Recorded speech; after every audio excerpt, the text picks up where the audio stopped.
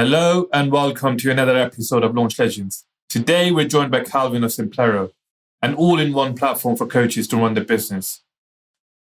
Simplero currently has 2,300 customers and does $3.5 million in annual recurring revenue. But it wasn't all easy for Calvin. He started his entrepreneurial journey in 2001, and by 2009 he'd been through a string of failed startups. But he persisted and eventually found his true calling. His is a true inspirational story. But before we continue, if you're watching this on YouTube, please hit the subscribe button. And if you are listening to this on a podcast, please subscribe and leave a review.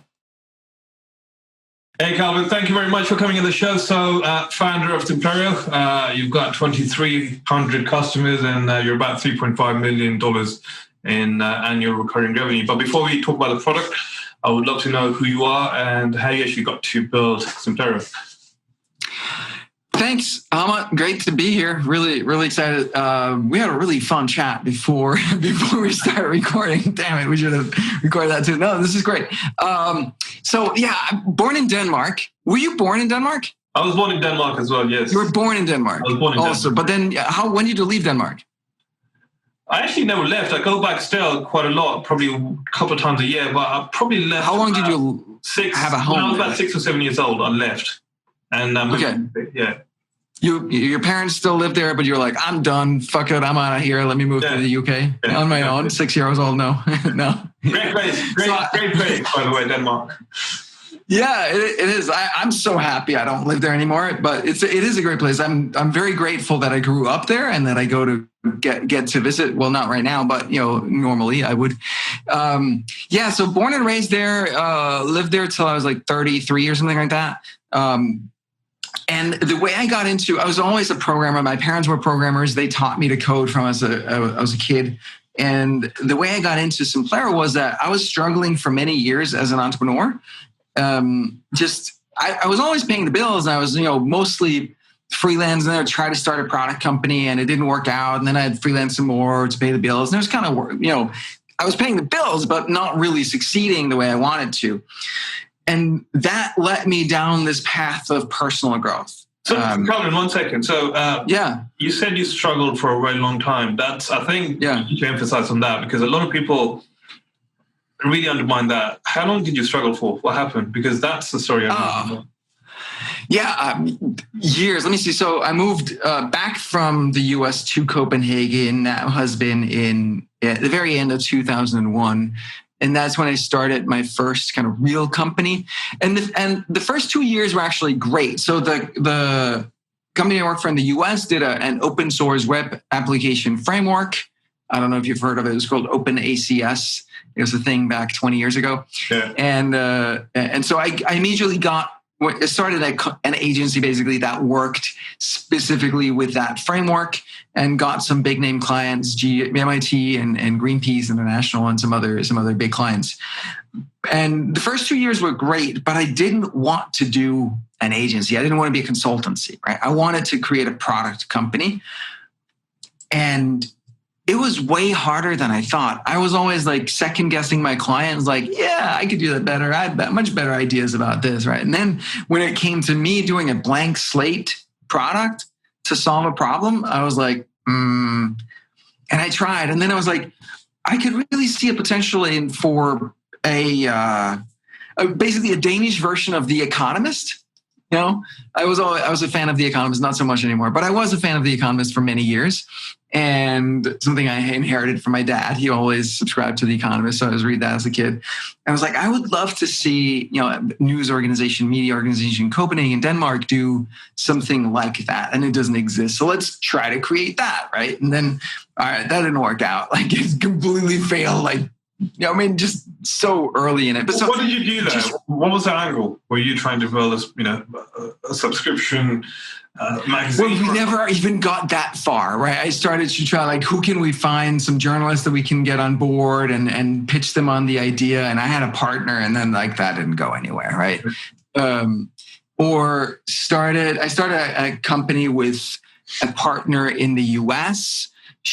I built an intranet for Greenpeace, and I'd build the CMS for Greenpeace. And she had this idea of essentially putting together a CMS, a content management system with collaboration. So it became a collaborative content management system.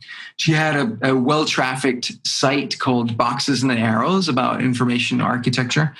And I was like, that's great.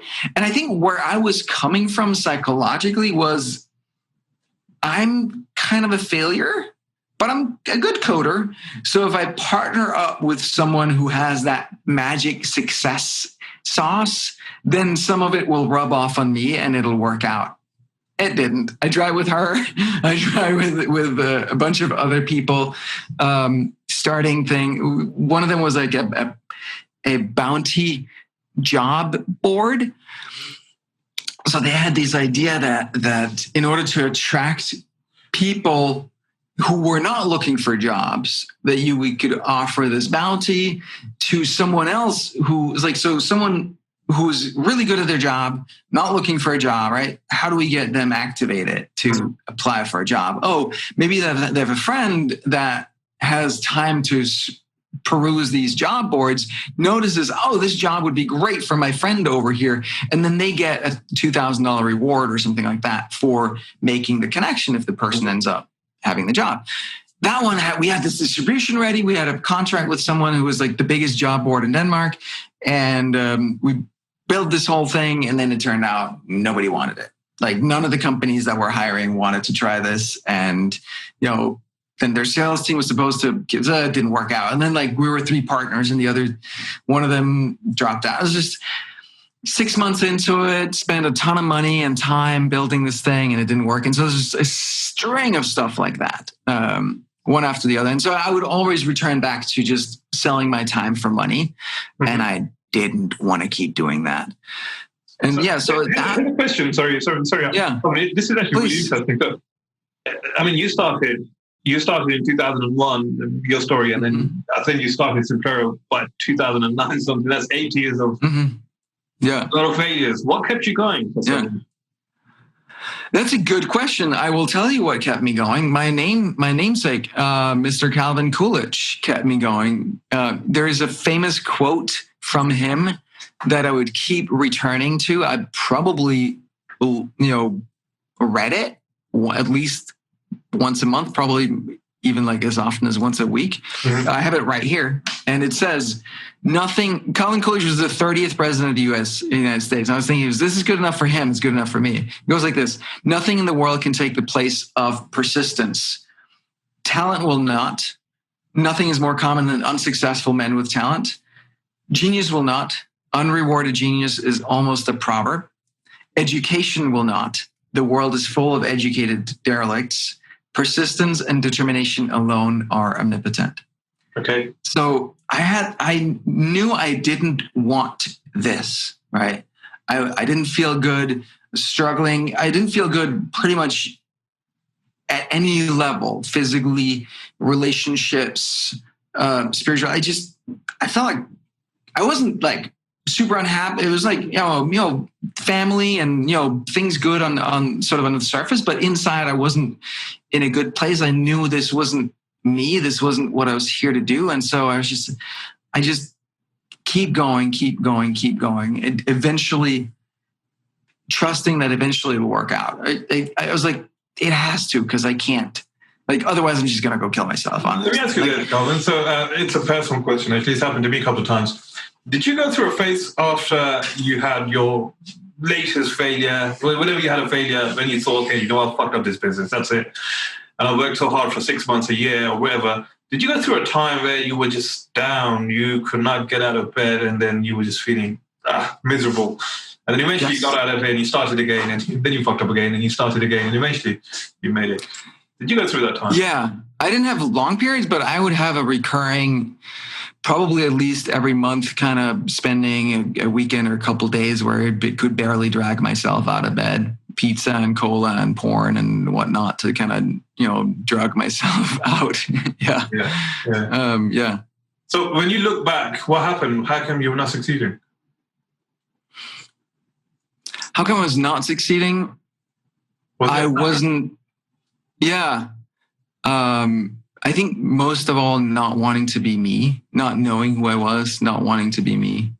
Okay. Always wanted to be someplace else, someone else. Great. Yeah. Okay, let's move on to Simplero. So that was really interesting, actually. Yeah. Thanks for sharing your story. Yeah.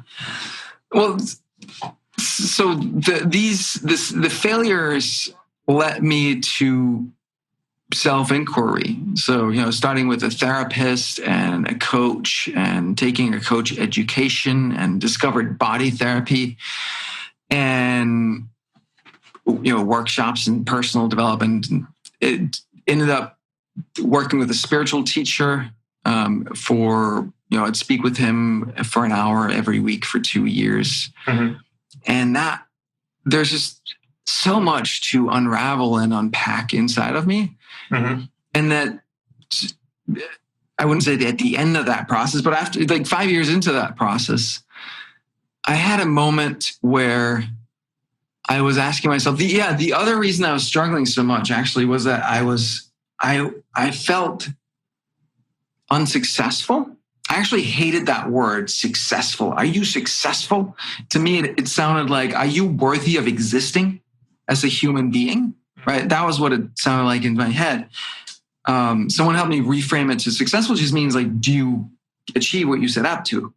What was the goal? Did you reach it? Then you're successful. If you didn't reach it, or you didn't have a goal, if you didn't reach it, you're not successful. If you didn't have a goal, I guess you are successful because whatever. But so that helped reframe that. But it was, my mindset was just tell me what I need to do to be successful, right? And successful to me meant, I think that was the other, at some level to me, it meant be a billionaire and create some radically world-changing product, such as, like a Bill Gates or a Steve Jobs, before the age of 30. That was my standard. So easy, low stakes game here. Yeah. But that was kind of my bar, and I wasn't hitting it.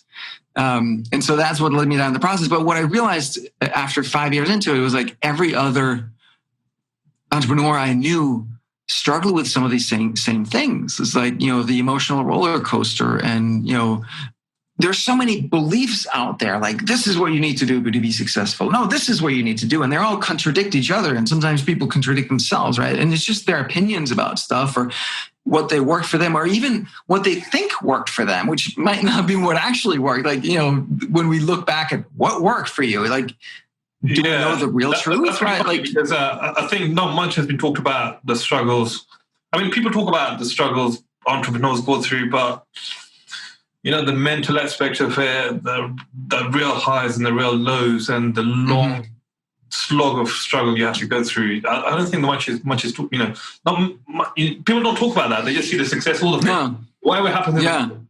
I think that's the real part. At least with the failure, okay, I'd say I fucked up. Let's move on to something else, the next bit. But whatever happened, the long drag where you're trying to make it work, but it's not working, and you keep trying, and eventually either you take off or you just fuck it up completely. But that part is really stressful.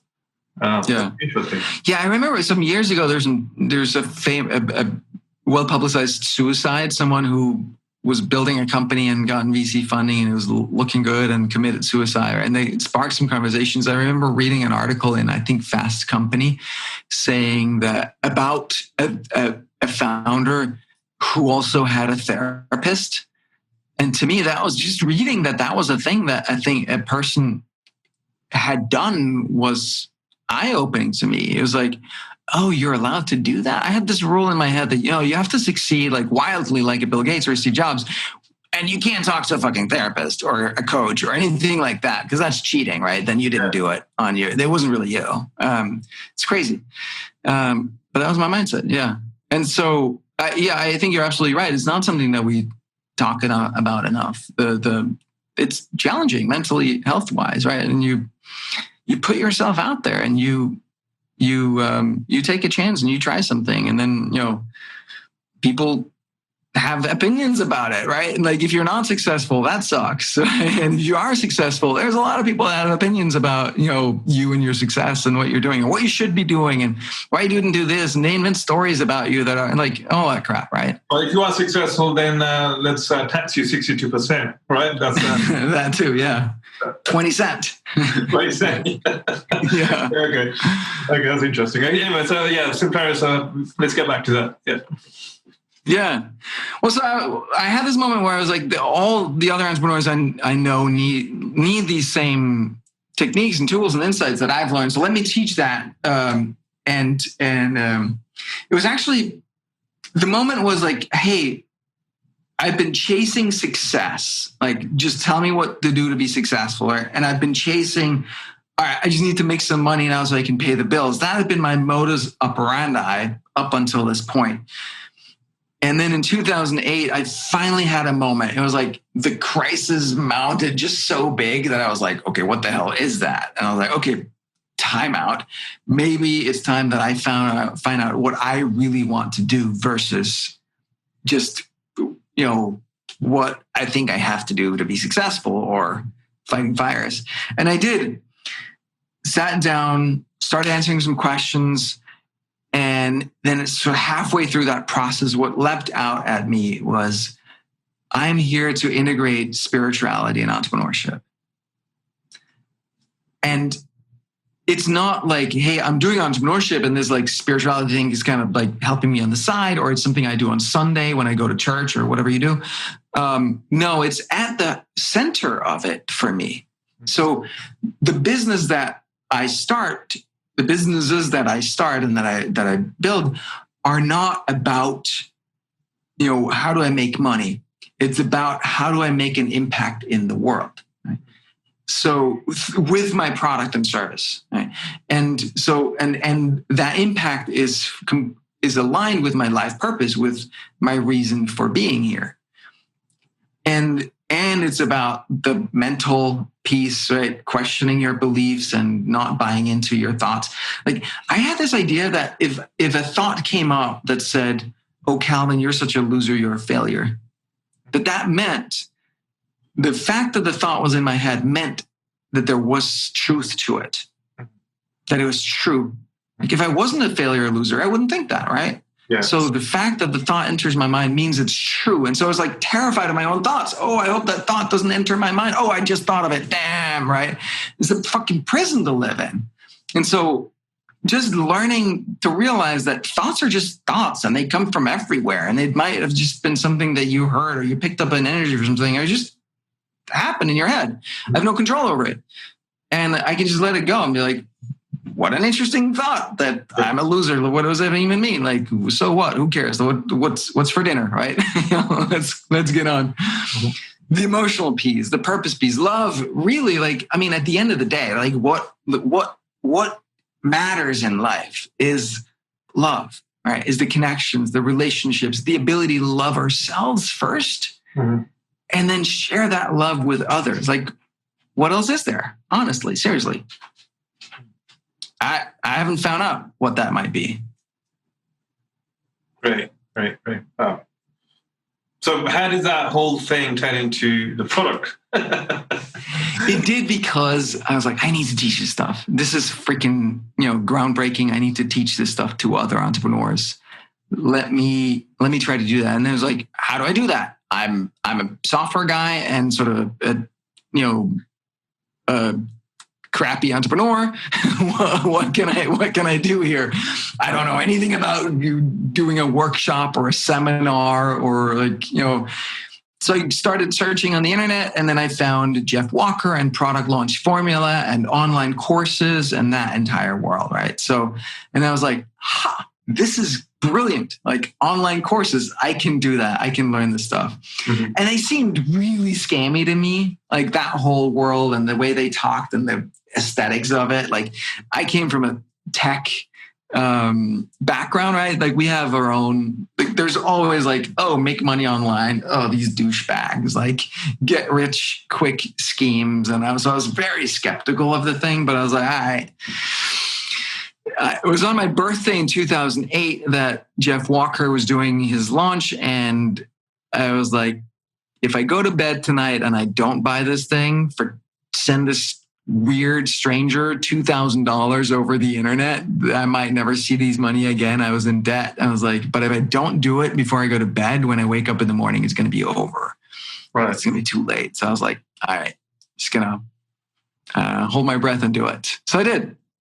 And I don't regret it. It was great. I learned a ton from Jeff Walker. He's a great guy. So did you use the product launch formula to launch your first version of Simplero? I did not. No, I used product launch formula to launch my first information product. So that was what I wanted to do, right? I was like, hey, let me teach this course and teach these spiritual techniques to entrepreneurs. I quickly found out that the people weren't buying that, but they did want help with marketing. And now that I had studied marketing, I could teach them that and help them with that. And then I needed the software to run my own business. Mm-hmm. And so I just started building that because I was like, hey, first we were using Shopify for cart, and I was using Aweber for email and some other things. And it wasn't, all of it was like, no, I think I can do better. Let me do my own. So I built my own billing thing because I needed to do installments, and then we do my own email thing, and then we do my own membership site. And then it just grew from there. And then people in my circle of friends in Copenhagen started to ask, hey, can I use it too? And I was like, sure.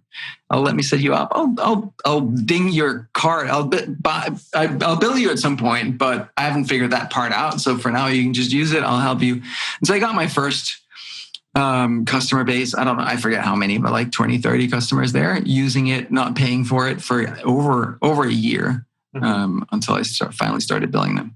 Right. Okay. So how long did it take you to actually have the product ready for the prime time to actually sell? Well, let me put it this way. So, it was ready for prime time from pretty much day one, right? Because I just built the pieces that I needed, and then I did that, and then very quickly started, a few months in, started getting other people using it and helping them set it up. But then it was a year and 5 months after my first code commit until my first billing, my first dollar in from customers using it. And it wasn't, I think it was like $2,000 a month at that point in the beginning. And so it wasn't until, let me see, probably 2.5 years into it that I reached the point where I was making about $10,000 a month, which covered all of my expenses, living expenses. Wow. And I could focus on it. That's a real journey because you built something you wanted yourself, but then you kept building it and you were persistent and you believed in your own product to actually keep building and keep improving for 2.5 years until you actually got to a point where you were making $10,000 per month, which again is a very long time. Right. So when what was the evolution of the product like from the point where you gave it to customers to the point where, you kind of started making money? How did you build a product? Were they still working on your own problems or you were getting more feedback from the customers? Yeah, combination. So I was doing everything myself in the beginning, and I would use it. So I would make money by selling my own courses and coaching programs. And so I would use it, right? And every time I was like, hey, wouldn't it be cool if it did this? And I'd just code that up. And then people started using it. They started emailing me. I didn't have a support system or anything. So they would just email me, hey, like, what about this? And can I do this and that? And then I was like, yeah, that's a good idea. One of the things that I found that I loved was customer service and product, and especially the combination where you're helping someone and you're just being more real with people and more honest and than they've ever experienced before as a customer service thing. And then especially when someone comes to me and they're like, hey, this is a little like, I don't understand how this is working. I'm like, yeah, that's really confusing. Let me go fix that. And then I go fix it and make it so it's better, and then immediately deploy it and like, here, like, now it's better. Thanks for letting me know about that, right? And they're like, whoa, that's amazing. So when you can get those like 30 minutes after they submitted a ticket, you have a fix out in production. That's pretty awesome. It feels great. I love those moments myself. It feels so good. Right. Were you doing all that yourself, all the development, customer support, and how are you getting actually those customers to sign up? Yeah, I mean, for many years I was doing it. I was doing it myself. I got people to sign up through just word of mouth, and my friends, some of my friends in the community in Denmark were out there teaching people how to do these online businesses, and they would always recommend Simplero as the platform for their customers. So that's how I got started. Wow. And that's how I got my customers, and that's pretty much been true mostly the entire time. Because here's what happened for me was that I got way deep into that internet marketing world. I didn't meet Roland. I don't think he was really there back then, but Frank Kern and Ryan Dice, I saw at met some of these events. And so I went Dan Kennedy. I started buying everything that Dan Kennedy had. And these are all, they're great people. But what I found was there was this culture in that world where nobody gave a hoot about their customers. Mm-hmm. Nobody gave a hoot about delivering value. Nobody gave a hoot about building trust. It felt to me like the environment back then was kind of like, you bought something, you got in there, and they're like, look how I tricked you into buying this thing. I'm going to teach you how you can do that to your customers, right? And it was like this feeling of deception. And I was like, I don't like this. I don't like it. So I basically opted out of the entire internet marketing world for 10 years. It was like, I don't like that. I don't like this style. Like, for me, integrity is super high thing. It's like, if I say something, I'm going to follow through. If I make a promise in my marketing, it's on me to make sure I deliver on that promise, right? I don't want to have my customers saying, hey, what about that thing that I saw in that email, like 4 days before cart open, where you mentioned some unadvertised thing, and then like you never did that, right? I never want to have had that happen. Mm-hmm. I never want to make a claim that I don't make sure we fulfill, right? Yeah. So, and I saw a lot of that back then. People would say whatever to make the sale. I was like, I'm out. It's really interesting because I was speaking to someone I found out a couple of weeks back, and they are doing about $15 million in 6 years. For the first 2.5, 3 years, they were just doing about $20,000 in revenue. And all that time, they spent just talking to customers. And the guy told me that if one guy left a bad review, they would spend days chasing the customer and fixing the problem and making sure that the customer went back and actually removed the review and at least just rectified something. And that paid off. And eventually, when they got to know the customer properly, and for 3 years they did that, and eventually the company just went sky high after that. So what happened after you started making your $10,000 per month? At that time, you had a decent amount of customers. I'm sure by then the product was fairly stable as well. What happened after that? How did you do the 3.5 million? Just a quick. Well, it's just been honestly just a slow and steady process of building the product and serving our customers the best that we know how. It's been a massive maturing process for me personally. There's a lot. I was not a very mature person. I was not a very I was quite sort of emotionally broken person. So there's a lot of work that I had to do. And it was actually like the software was phenomenal for me in my life. In several instances, there was a point where I was very depressed, and I was never really about to kick the bucket, right, or pull the plug under myself, but I was definitely fantasizing with the idea, and the fact that I had customers whose livelihoods depended on me, and they would email me and ask about this and that honestly kept me going. I was like, I can't. I'm obligated to these people. I can't. I have to keep going, right? I have to get myself out of bed here. I have to keep showing up for these people. So that was a real blessing for me. And then later on, I went on another sort of deep dive into personal growth. That's been constant for me for the past 17 years, really. And I think it will continue to be. But I did a deep dive into music and singing and creative expression and all other areas. And having the company as sort of that bedrock that allowed me to explore all these other sides was really phenomenal, really helpful for me. Right. And so now that's a skill that I have. I've always played the piano, but now I sing, I write music, I produce music, and it's something that I'm bringing in more and more into the company, into the business. I have a song that I sing live for people on the first all hands call we have after someone joins the team. Mm-hmm. And, that becomes a bonding moment for everybody and other things. So, I mean, being able to pick up something like that in your early 40s is kind of magical, right? I really devoted a long time to it. Right. Really just studying, getting better at it. Yeah. Great. So, Calvin, I know you're pressed for time, so I'm going to keep you short. One last question.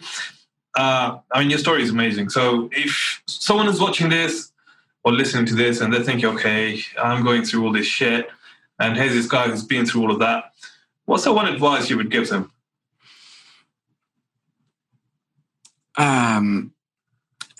Keep going. Keep going and really do the inner work. I think one of the things that Dan Kennedy would always say is the head trip stuff is the highest value, right?